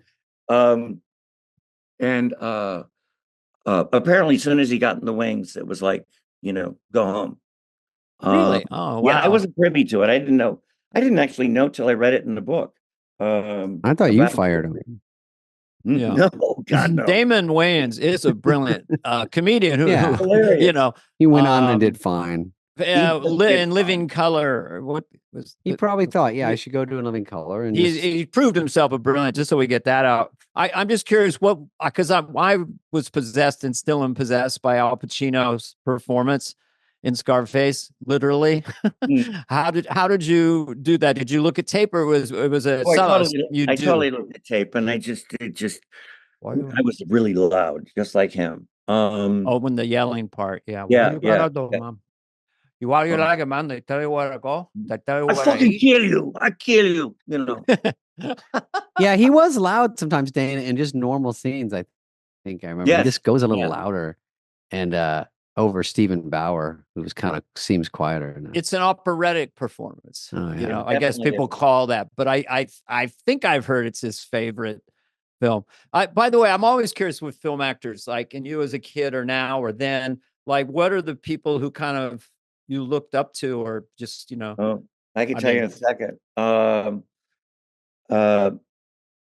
It's always been from the moment I saw The Graduate, which I was too young to see, but somehow got into theater and saw it.